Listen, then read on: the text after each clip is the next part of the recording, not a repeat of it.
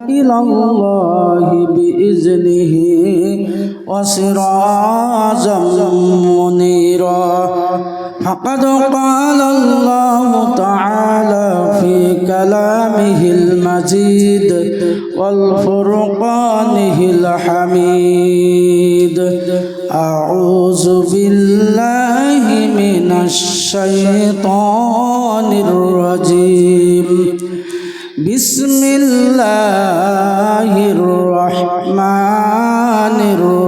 الرحيم إن الدين عند الله الإسلام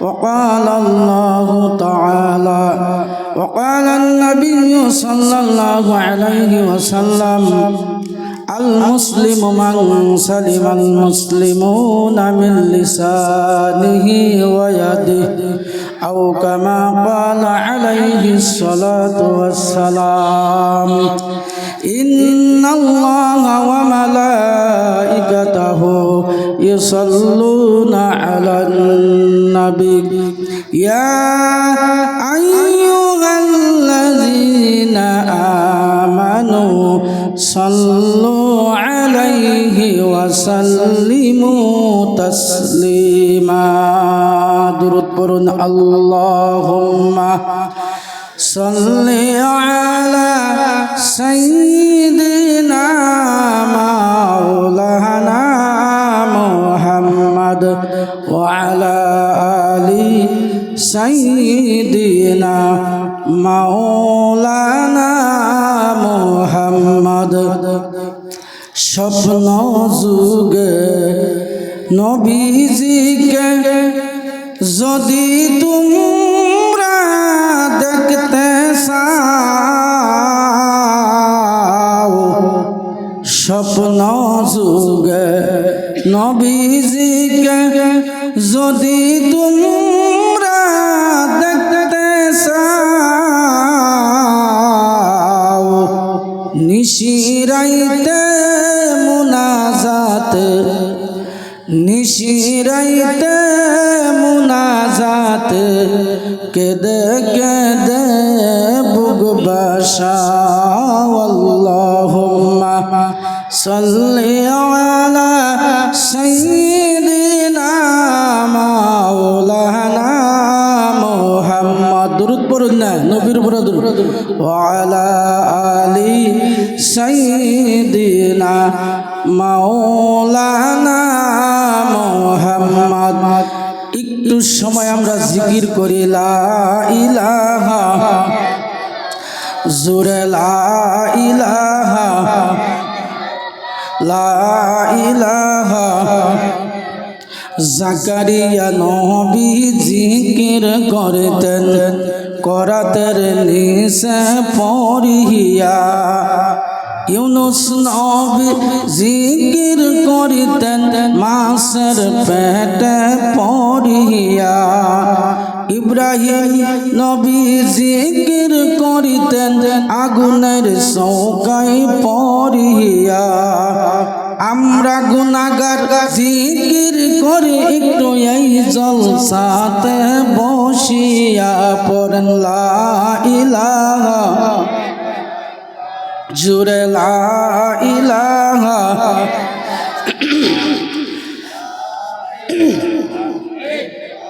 লা ইলাহা ইল্লাল্লাহু মুহাম্মাদুর রাসূলুল্লাহ সবাই পড়ুন সাল্লাল্লাহু আলাইহি ওয়াসাল্লাম। আজকের এই বিশাল মহতিপূর্ণ জলসার সম্মানিত সভাপতি তথা আমার উস্তাদ হুজুর সাহেব মঞ্চে উপস্থিত আছেন আকাশের তারকার ন্যায় সম্মানিত উলামা ইকরাম মুরব্বিয়ান ইজাম যুবক ভাই বন্ধু সকল শিক্ষিত ভদ্রমণ্ডলী পর্দার আড়ালে আছেন সম্মানিতা মা এবং ভগ্নী সকল আমি শুরুতে সবাইকে আমার পক্ষ থেকে সালাম জানাইলাম, আসসালামু আলাইকুম ওয়া রাহমাতুল্লাহি ওয়া বারাকাতুহু। সম্মানিত হাজিরিন, আজকে পদুমণি গাঁও জামে মসজিদের উদ্যোগে যে দিনী জলসার আয়োজন হয়েছে, গতকালকে পাবলিসিটি হয়েছে। এখানে কোরআন হাদিসের আলোচনা হবে। ভাই মহতরম দোস্ত আজিজ, রাত্র প্রায় ৮টা হয়ে যাইতেছে, দেখেন অবস্থা, প্যান্ডেল খালি। তার মানে বোঝা গেল বর্তমান জামানায় মানুষের দিনের আলোচনার মধ্যে মনোযোগটা খুবই কম। মানুষ দুনিয়াবি কাজের মধ্যে, দুনিয়াবি বাজারের মধ্যে ব্যস্ত হয়ে গেছে।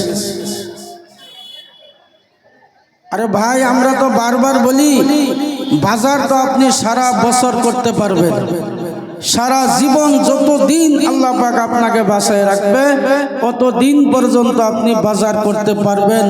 সকালে করতে পারবেন, বিকালে করতে পারবেন, আপনাকে কেউ নিষেধ দিবে না। কিন্তু আজকের এই মহত্বপূর্ণ জলসা, যেই জলসায় পবিত্র কোরআন হাদিসের আলোচনা হবে, এই মহত্বপূর্ণ জলসা রাখি আমরা বাজারে রাস্তাঘাটে ঘোরাফেরা করতেছি। তার মানে আমি একটা কথা কয়েই ফেলি যে হয়তো কার্যসূচী মতে স্থানীয় উলামার বয়ান রাখে, স্থানীয় উলামার বয়ান স্থানীয় মানুষে শুনবার ইচ্ছাই করে না।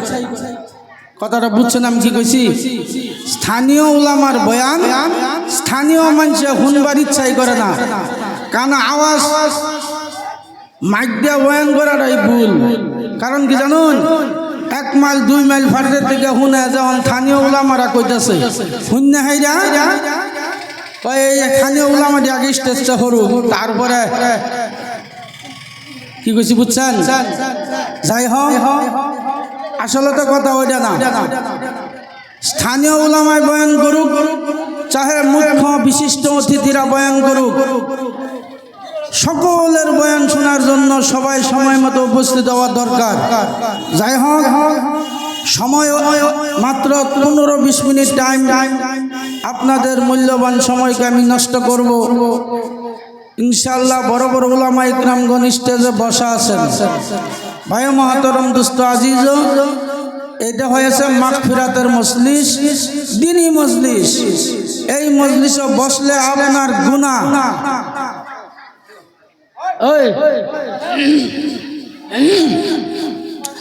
গুনাহ মাফ হবে। এই মজলিসের মধ্যে যদি আপনারা বসেন, দোয়া করেন, আপনার আব্বা আম্মা অন্ধকার কবরে গেছে, আপনার আব্বা আম্মার অন্ধকার কবরে নেকি পৌঁছিয়া যাবে, আপনার আব্বা আম্মা অন্ধকার কবরে শান্তি পাবে। দুনিয়া এবং আখিরাতের শান্তির জায়গা, যাকে জান্নাতি বাগান বলা হয়, বলুন সুবহানাল্লাহ। ভাই মহতরম দোস্ত আজিজ, মানুষ সবাই জান্নাতে যাওয়া ইচ্ছা করে। আমি শুরুতে পবিত্র কালামুল্লাহ শরীফ থেকে একটু মাত্র একটা আয়াত তেলাওয়াত করেছিলাম। আল্লাহ রাব্বুল আলামিন পবিত্র কোরআন শরীফের মধ্যে কইছে, তাম দুনিয়ার মধ্যে যত ধর্ম আছে, সমস্ত ধর্ম থেকে আমরা ইসলাম ধর্মটারে মনোনীত করছে আল্লাহর কাছে। ইসলাম ধর্মটাই হলো শ্রেষ্ঠ ধর্ম, ভালো ধর্ম। আর ওই শ্রেষ্ঠ ধর্মের মধ্যে আইনের আমারে কি করছে? আল্লাহ জন্ম দিছে। কথাটা ঠিক না বেঠিক? ভাই মহতরম দোস্ত আজিজ, আরেকটা হাদিসের টুকরা তেলাওয়াত করেছিলাম। আল্লাহর নবী সাল্লাল্লাহু আলাইহি ওয়াসাল্লাম পবিত্র হাদিসের মধ্যে বলিয়াছেন, আল মুসলিমু মান সালিমাল মুসলিমুনা মিন লিসানিহি ওয়া ইয়াদিহি। মানুষ ওই পর্যন্ত প্রকৃত মুসলমান হইতে পারে না যেই পর্যন্ত মানুষের হাত এবং মুখ দিয়া অন্য মানুষ, অন্য মুসলমান নিরাপদ না হয়। আপনার হাত দিয়া অন্য মানুষকে আক্রমণ করা যাবে না। যদি আপনার হাতে অন্য মানুষের ক্ষতি করে, আপনার হাত দিয়ে অন্য মানুষের লোকসান হয়, আপনার হাত দিয়ে অন্য মানুষকে যদি আপনি কোনো ধরনের তহমত করুন, তাহলে আপনি প্রকৃত মুসলমান হইতে পারেন নাই। আর আপনার মুখ দিয়া আপনার ব্যবহারের দ্বারাই অন্য মানুষকে কষ্ট দেওয়া যাবে না।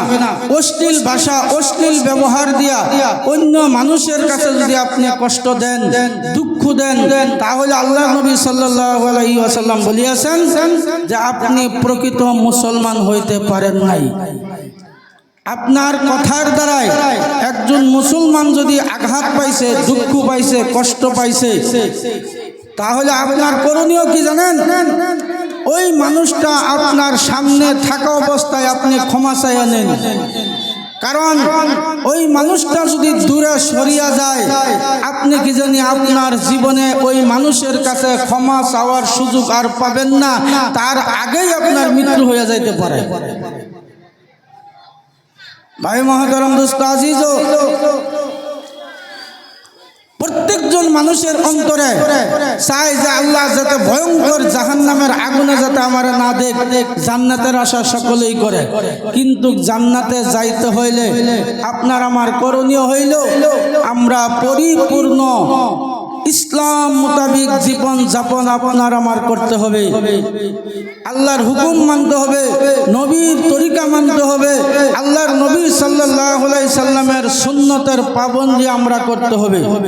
যদি আমরা আল্লাহর নবী সাল্লাল্লাহু আলাইহি ওয়াসাল্লামের সকল আদর্শ মানিয়া চলি, আল্লাহর নবী সাল্লাল্লাহু আলাইহি সাল্লাম আমাদেরকে যা বলেছে তা আমরা মানিয়া চলি, যা আমাদেরকে নিষেধ করেছে তা যদি আমরা বর্জন করি, আল্লাহর নবী সাল্লাল্লাহু আলাইহি সাল্লামের প্রত্যেকটা মুখের বাণী হাদিসে পরিণত হয়েছে, আমরা যদি প্রত্যেকটা কথা আমরা মানিয়া জীবন যাপন করতে পারি ভাই মহতরম দোস্ত আজিজ, তাহলে আপনার আমার দুনিয়া এবং আখিরাতের জন্য নাজাতের রাস্তা খুলিয়া যাবে। বলুন সুবহানাল্লাহ। আমার মুরব্বী বাবাজিরা, যুবক ভাইয়েরা, গভীর মনোযোগ দিয়ে কথাগুলো শুনেন। আপনার আমার জিন্দেগির মধ্যে যদি একটা সুন্নত আমরা আদায় করিয়া চলি, আল্লাহর নবী সাল্লাল্লাহু আলাইহি সাল্লামের যেইগুলি সুন্নত আছে প্রত্যেকটা সুন্নতের উপর যদি আমরা আমল করি তার বিনিময়ে আপনাকে আমাকে আল্লাহ কি দিবে জানেননি? আমার বন্ধুগণ, যদি কোনো বান্দা বিশ্বনবী সাল্লাল্লাহু আলাইহি সাল্লামের তার জীবনের মধ্যে সুন্নতের পাবন্দি করে, সুন্নতের আমল যদি তার জীবনের মধ্যে আসে, তাহলে আমার ভাইজান আল্লাহর নবী সাল্লাল্লাহু আলাইহি ওয়াসাল্লাম বলিয়াছেন ওই বান্দার আমল নামায় 100 শহীদের নেকি দান করে দিবে। বলুন সুবহানাল্লাহ। কেমন শহীদ? আমার বন্ধুগণ, ইসলামের কারণে, দিনের কারণে, মুসলমানের কারণে, কোরআনের কারণে, নবীর কারণে যেই সকল সাহাবারা যুদ্ধের ময়দানে গরু ছাগলের মতো জবাই হয়ে গেছে, রক্ত বলিদান দিয়েছে, যুদ্ধের ময়দানে রক্তে লাল হয়ে গেছে, যেই সকল সাহাবারা নিজের কলিজার টুকরা সন্তানগুলি এতিম করেছে, যেই সকল সাহাবারা দিনের কারণে রক্ত দিয়া শহীদ হইয়া নিজের বিবিকে বিধবা করে দিয়েছে, ওই কবুলিয়ত 100 শহীদের নেকি আল্লাহ রাব্বুল আলামিন আপনার আমার আমল নামায় দান করে দিবে। বলুন সুবহানাল্লাহ। ভাই মুহতারাম দোস্ত আজিজ, তাই আমরা সকলেই যাতে আমরা সুন্নতের পাবন্দি করি। আল্লাহ নবী সাল্লাল্লাহু আলাইহি সাল্লাম কেমনে খাইছে, উঠা বসা কেমনে করছে, চলন ফিরন কেমন ছিল, খাওয়া দাওয়া কেমন ছিল, উনি যদি জুতাও পরিধান করতেন আগে সুন্নত আদায় হিসাবে ডান পায়ের জুতা আগে পরিধান করতেন। আল্লাহর নবী সাল্লাল্লাহু আলাইহি সাল্লাম মাথার চুল যদি আশ্রাইতেন, চুলকে 2 ভাগ করিয়া ডান সাইডের চুলগুলি আগে আশ্রাইতেন, রাস্তা দিয়ে চললে ডান সাইডে চলতেন, খাওয়া আরম্ভ করলে ডান দিক থেকে আরম্ভ করতেন। এই হইল আল্লাহ নবী সাল্লাল্লাহু আলাইহি সাল্লামের কাজের সুন্নত। ভাই মুহতারাম দোস্ত আজিজ, আল্লাহর নবী সাল্লাল্লাহু আলাইহি সাল্লাম এমন একজন নবী ছিল, সময় নাই যেই নবীর উম্মত আমরা হয়েছি, যেই নবীর আমার উম্মত হয়েছি, 63 বছর জিন্দেগির মধ্যে উলামা ইকরাম স্টেজে আছেন, কোনো একজন উলামায় বলতে পারবে না, কোনো বড় বড় বুখারী তিরমিজি পবিত্র কোরআনের মধ্যে আছে যে 63 কাল জিন্দেগির মধ্যে একটাও মিথ্যা বলে নাই। যে একটা মিথ্যা বলছে বলিয়া কোনো একজন হুজুরে দেখাইতে পারবে না। চিন্তা করছেন, 63 বছর জিন্দেগির মধ্যে একটা মিথ্যা কথা বলেননি। তিনি হইলেন আমাদের নবী, তিনি হইলেন আমাদের কি ভাই মহাতরম দুষ্ট আজিজ। উনাদের যে বিবিরা ছিল, খাদিজাতুল কুবরা রাদিয়াল্লাহু তাআলা আনহা, আয়েশা সিদ্দিকা রাদিয়াল্লাহু তাআলা আনহা, বিবিরা উনার গুণাবলী সাহাবাদেরকে প্রকাশ করতে বললেন যে আমার যেই দিন থেকে নবীর কাছে আমার বিবাহ হয়েছে, কোনো দিন নবীজির শরীরে একদিন রাগ কিরম এটা আমি দেখি নাই, রাগ বস্তুটা দেখেন নাই। এটা আয়েশা রাদিয়াল্লাহু তাআলা আনহার বাণী যে হুজুর পাক সাল্লাল্লাহু আলাইহি সাল্লামের উনার শরীরের মধ্যে রাগ আছে কিনা আমরা বিবি হইয়া সারা জীবনের মধ্যে ধরতে পারি নাই। আর আমাদের রাগের কথা যদি বিবি করে জিজ্ঞাসা করা হয় তাহলে তো কথায় কথায় গরম ভাষা, কথায় কথায় সাধারণ যদি সবজির মধ্যে নিমক কম দেয় সর্বনাশ, ওই বিবির অবস্থা খারাপ হয়ে যাবে। সাধারণ যদি সবজি বানানোর সময় কোনো বিবি ভুল করে, স্বামীর কোনো খেজমত করার কমি করে, তাহলে দেখবেন ওই স্বামী আগুনের মতো নয়া বিবির রূপে নানান ধরনের অত্যাচার, অন্যায় অত্যাচার চালাই দেয়। কিন্তু এই আদর্শ আমাদের নবীর মাধ্যমে ছিল না। ভাই মহতরম দোস্ত আজিজ, আয়েশা রাদিয়াল্লাহু তাআলা আনহা একদিন তিনি হুজুরের রাগ শরীরের মধ্যে আছে কিনা এটা পরীক্ষা করার জন্য হুজুর কাফেলা লইয়া ইসলামের দাওয়াতে চলিয়া গেছেন। তিনি ইসলামের দাওয়াতে যদি বিশ্বনবী সাল্লাল্লাহু আলাইহি সাল্লাম চলিয়া যাইতেন, 2 মাস 3 মাস পরে পর বাড়িতে আসতেন, তাও রাত বেশিরভাগ রাত্রবেলায় রিটার্ন হইয়া বাড়ি পাইতো। আয়েশা রাদিয়াল্লাহু তাআলা আনহা একদিন যে আমি তো বিয়া হইছি পর্যন্ত কোনো রাগ আমার স্বামী হুজুর পাক সাল্লাল্লাহু আলাইহি সাল্লামের শরীরও দেখলাম না, আজকে আমি জানতে পাইলাম 2-3 মাস পরে কাফেলা লয়ে বাড়িতে আসতেছে। আজকে বাড়িতে আওয়ার পরে আমি ঘুমের বাহানা ধরে হজাক থাকবো, নবীর দরজার ডাকবো, আমি দরজা খুলিয়া দিতাম না, দেখি নবীজির শরীরে রাগ আছে কিনা, আর রাগে কি অবস্থা করে এটা আমি দেখি। কথাটা বুঝতেছেন কি কইছি?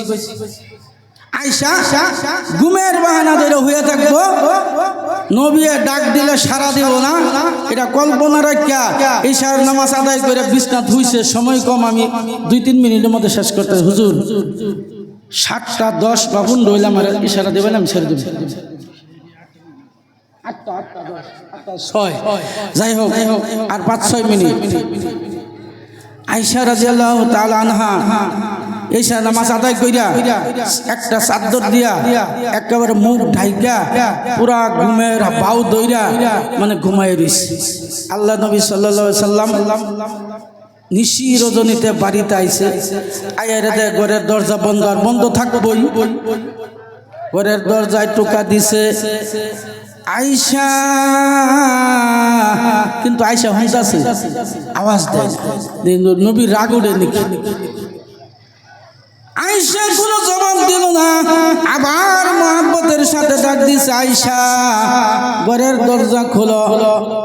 আয়েশা কোনো আওয়াজ দেয় না, আবার ডাক দিছে, আয়েশা রে ঘরের দরজাটা খুলিয়া দাও, কোনো দরজা খোলে না, আওয়াজ দেয় না।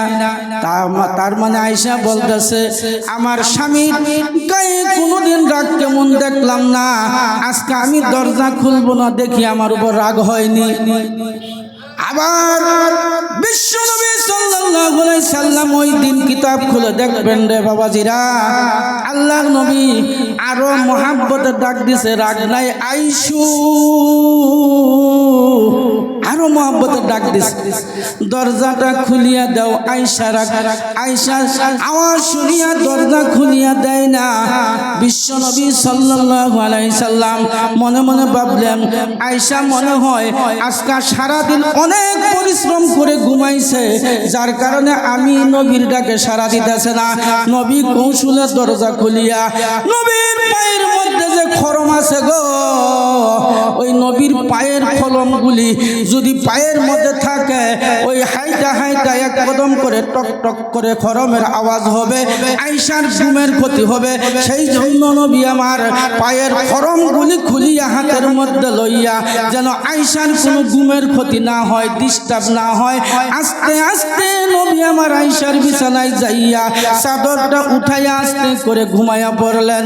আমার ভাইজান রে, আয়েশা বলতেছে, হাই রে হাই, এমন গুণের মানুষ বোধহয় পৃথিবী জন্ম হইতে না, কেউ জন্ম হয়নি এবং কিয়ামত পর্যন্ত আর কেউ হবে না।